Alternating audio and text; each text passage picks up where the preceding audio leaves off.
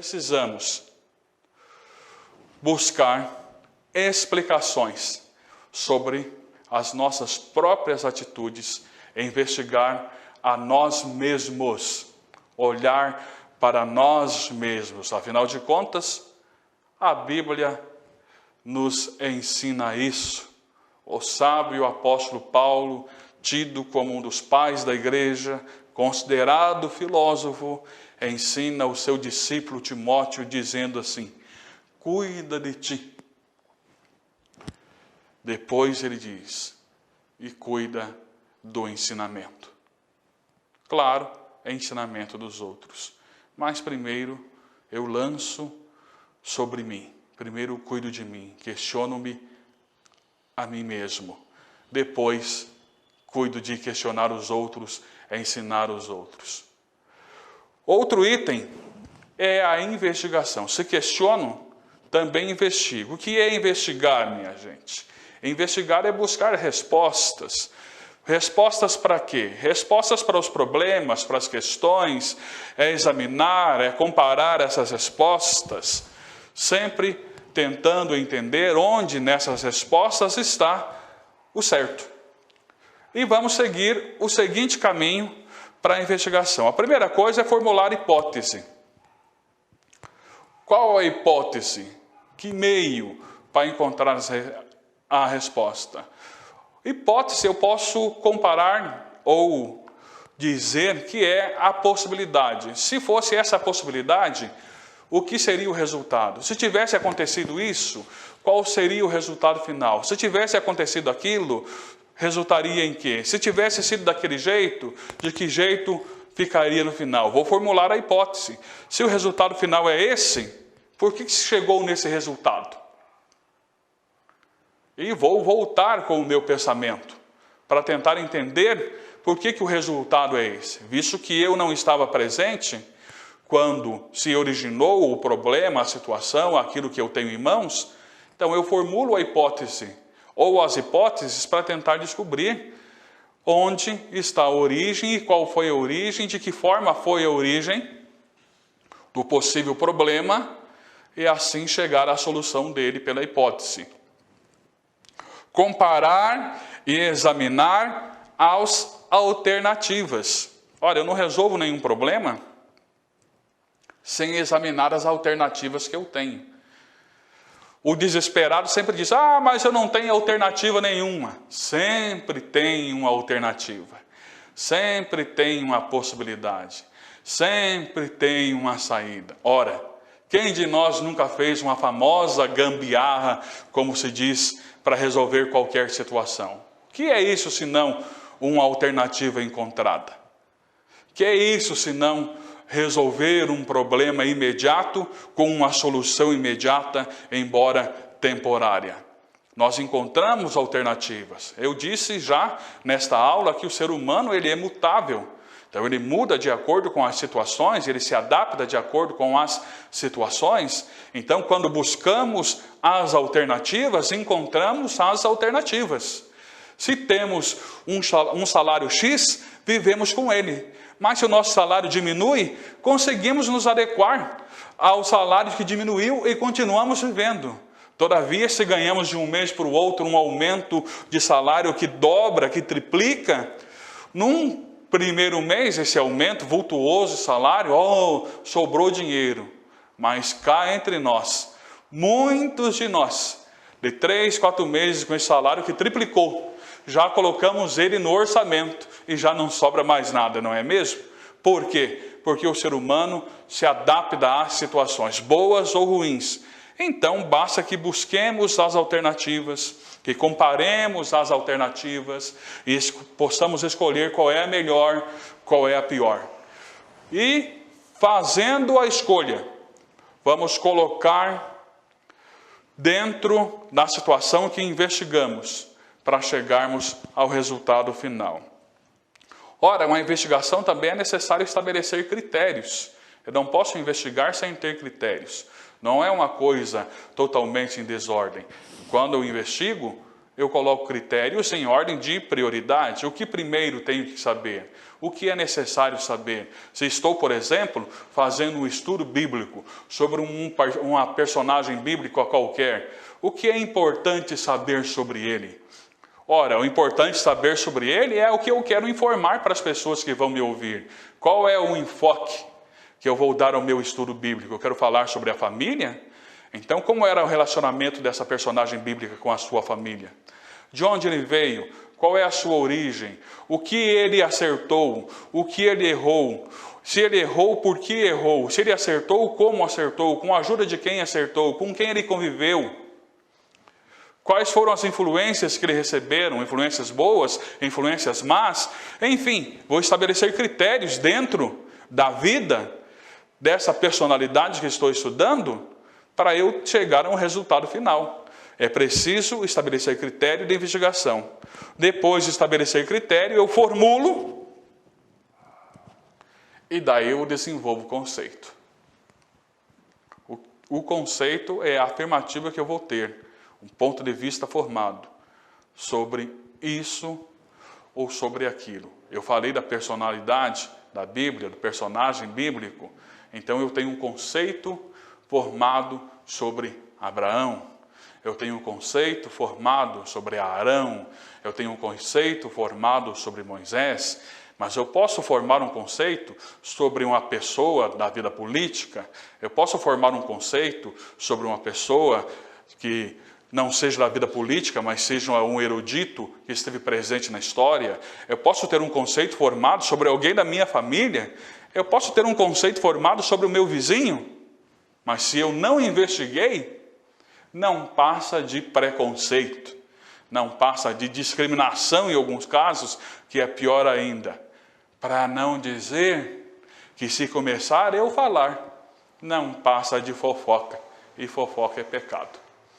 Ora, se vou formar conceito, eu tenho que investigar, eu tenho que estabelecer os critérios para ter um conceito bem definido. Quem foi Abraão? Com base na investigação feita, nos critérios estabelecidos, na busca, no exame, eu tenho formulado o conceito de que Abraão pode tranquilamente ser chamado pai da fé. Por exemplo, por que eu posso chamar Abraão de pai da fé?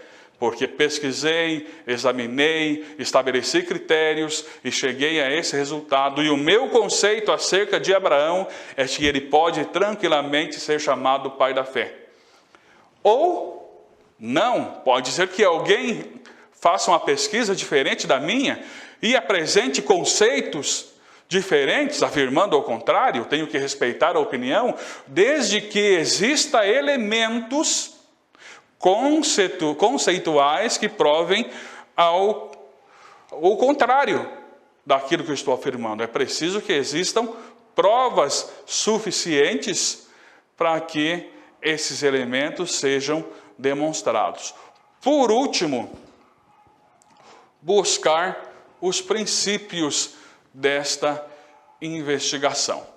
Quais são os princípios? Quais são as bases? Por que eu estou investigando mesmo? Serve para que isso que eu estou investigando? Vai me levar a que lugar? Qual é a utilidade? Que resultado eu quero? Quando estou estudando a Bíblia, estudo por quê? Qual é o meu objetivo? Estou estudando para me alimentar espiritualmente? Estou estudando para preparar um sermão? Estou estudando porque vou dar uma aula? Estou estudando para passar o tempo? Por que estou estudando? Quando estou investigando a vida do vizinho, por que estou fazendo mesmo? Qual é a utilidade? Serve para quê? Qual seria o resultado? De que me aproveita quando estou investigando sobre o alfinete que sumiu no meio do palheiro? Para que serve? Qual é a utilidade? Em que isso vai me acrescentar? Percebam que muitas vezes perdemos tempo em coisas que não nos levam a lugar nenhum. Aproveitemos bem o nosso tempo, investigando o que merece ser investigado. Afinal de contas, o tempo é precioso, não é mesmo? E se não tivermos o devido cuidado, desperdiçamos o tempo, que é um bem tão precioso que Deus nos deu. Outro item a se considerar é a ampliação. Além de investigar no conhecimento filosófico, nós precisamos ampliar aquilo que estamos estudando. Levar sempre os detalhes em consideração e procurar ter uma visão mais ampla possível do assunto, para eu saber melhor do que eu estou falando. Que visão eu tenho? Alguns têm uma visão panorâmica, todavia, uma visão rasa. Ter uma visão das coisas mais detalhadas seria uma forma boa de pesquisarmos e de conhecermos mais filosoficamente falando. Ampliar a visão, ir além de, não ficar nas possibilidades. Quantas vezes nos impressionamos quando ouvimos alguém falando, dando uma palestra, com o conhecimento que essa pessoa manifesta? Oh, que conhecimento que ele tem! Onde está a diferença? A diferença está no caminho que ele percorreu. Ele ampliou a sua visão, ele buscou novos horizontes, percustou, de certa forma, coisas novas para apresentar às pessoas. Então, sempre procure dentro do assunto ampliar a sua visão. Para ampliar essa visão é necessário a gente considerar maneiras alternativas de ver a realidade. Porque a gente acaba muitas vezes sendo bitolado. A gente só vê de um determinado ponto de vista. Esta é a forma que eu vejo. Eu só vejo desse jeito. Mas qual é o ponto de vista do outro? Qual o ponto de vista da outra pessoa? Dizem por aí que a história conta o ponto de vista do vencedor. Você já não se perguntou sobre essas guerras que a história registra? Qual seria o ponto de vista daquele que foi derrotado? Daquele que perdeu? Cada um que quando vai dar a sua entrevista depois de uma luta que é comum nos nossos dias por aí, ele conta sobre o seu preparo e sobre como está feliz por ter ganho, por ter vencido, mas aquele que perdeu, qual será que é a história que ele contaria? Será que ele não se preparou? Como será que ele se sente? Quando nós vemos uma notícia no jornal contando sobre a vida de alguém ou de uma pessoa que sofreu isso ou sofreu aquilo, mas é só ele e a família dele, será que não está sofrendo? Considerar, gente, outras formas de ver a realidade. Por que tal coisa aconteceu de tal forma? Se nós estivéssemos no lugar daquela pessoa, o que nós faríamos? Nós só vemos o nosso lado, de um ponto de vista. Tem outra forma de ver? Nossa, mas veja a forma com que o fulano age. E se você estivesse no lugar dele, o que você faria? Como você veria a realidade? Como uma criança vê o mundo? Como que um adolescente vê o mundo? Como a sua esposa, como o seu esposo vê o mundo? Como o seu aluno, como a sua aluna vê o mundo? Como é a forma de contemplarmos aquilo que está à nossa volta? Outra forma de ampliarmos a nossa visão é procurar saber o que é conhecido. Ora, cada dia que passa, existem novas descobertas, novidades por aí. Aquilo que era afirmado veementemente há alguns anos atrás, hoje já mudou o conceito. Antes se afirmava, por exemplo, sobre a menor partícula. Outro dia eu estava ouvindo de um professor de química, amigo meu, que existe uma partícula chamada quarks, que é hoje a menor partícula. Até algum tempo atrás, não era essa a menor partícula. As coisas mudam. Até um tempo atrás, nós estudávamos nas escolas sobre 9 planetas. Hoje se diz que são 8. As coisas mudam. Se alguém não busca conhecimento, ele fica ultrapassado. É preciso saber o que é conhecido. Se acontecer uma descoberta arqueológica recente que dá veracidade a algum fato que era questionado e você não sabe, e você está falando sobre, melhor seria que você fosse informado e pudesse falar. Na semana passada descobriram tal fato que prova a tal teoria, antes teoria, agora com fato descoberto, passou a ser comprovado como verdade. Outro item importante do ampliar é imaginar novas possibilidades. Vamos ampliar a visão. Se até aqui tem sido dessa forma, e se fosse de outro jeito? Se por acaso acontecesse de outra forma? Afinal de contas, como seres racionais que somos, temos capacidade imaginativa. Podemos, através do nosso pensamento, nos projetar no futuro. Termos liberdade de pensamento, imaginar as coisas como poderiam acontecer. Imagine novas possibilidades, imagine novas formas para que essas coisas possam acontecer. Imagine novos jeitos de abordar as situações.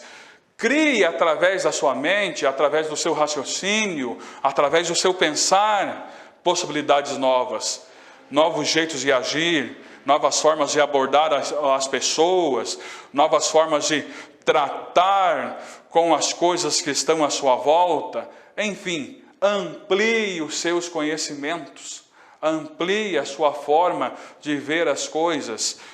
Para concluirmos esta aula, fica a frase do Wittgenstein: a filosofia não é só uma doutrina, a filosofia é uma atitude. Não nos esqueçamos disso. Filosofia é uma atitude.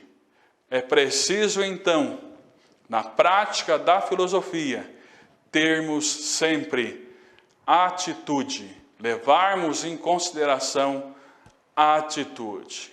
Afinal de contas, quais são as tuas atitudes? Deus te abençoe.